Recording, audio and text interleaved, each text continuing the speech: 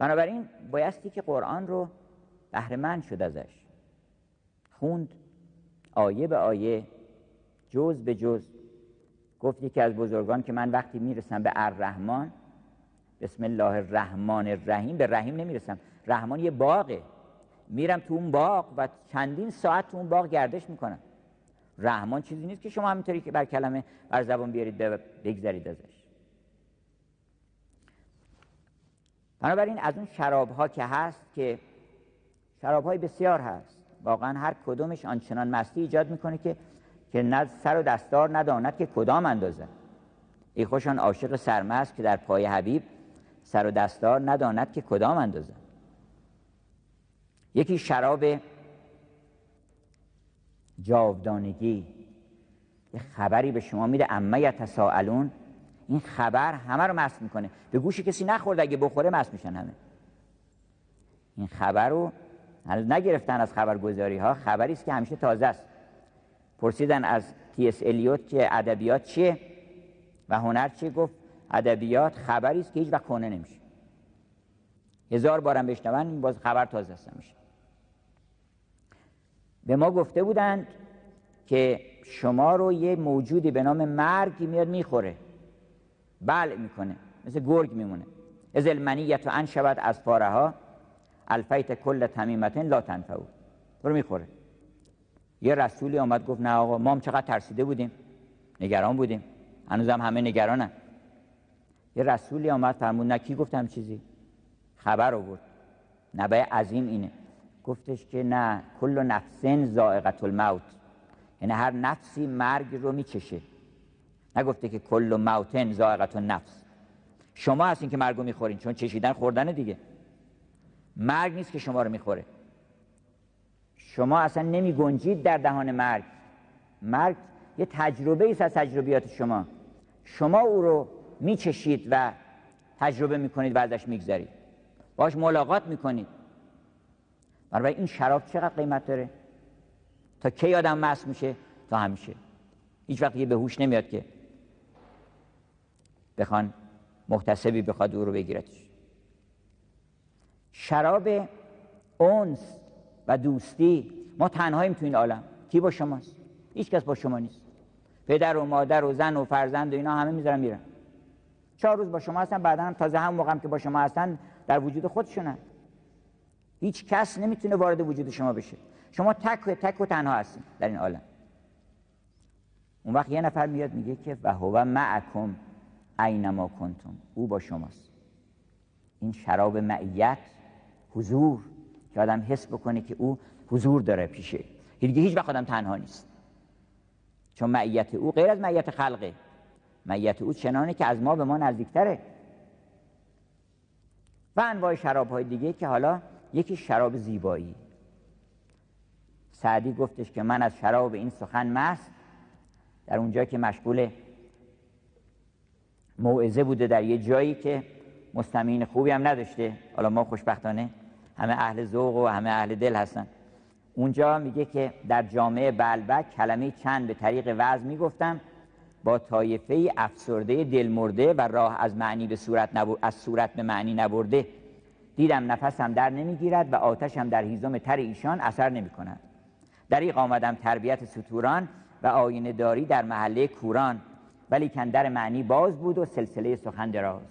در معنی این آیت که خداوند فرماید نحن اقرب الیه من حبل الورید، دوست نزدیکتر از من به من است وین عجبتر که من از وی دورم. چه کنم با که توان گفت که دوست در کنار من و من محجورم. بعد سعدی میگه که من از شراب این سخن مست، خودش خورده بود خودش هم مست کرده بود، من از شراب این سخن مست و فضله قدح در دست. یعنی هنوز کلی دیگه هم حرف داشتم که بزنم، که رونده‌ای بر کنار مجلس گذر کرد. یه سالکی که اون اهل دل بود، اینا که نشسته بودن اون اهل نبودن، که رونده‌ای بر کنار مجلس گذر کرد و دور آخر در وی اثر نعره‌ای بزد که دیگران به موافقت او در خروش آمدند. بنابراین شراب سخن میتونه انسان رو به جامه دران و به حال وجد و سماع و پایکوبی بکشونه. شراب زیبایی از همه شراب‌ها قوی تره. وقتی که اون زنان مصر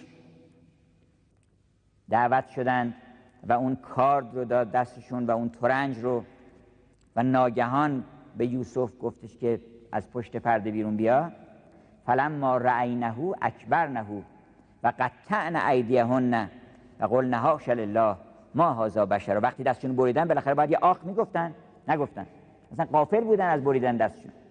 زیبایی میتونه انسان رو آنچنان مست بکنه که تمام غمهای عالم رو فراموش بکنه.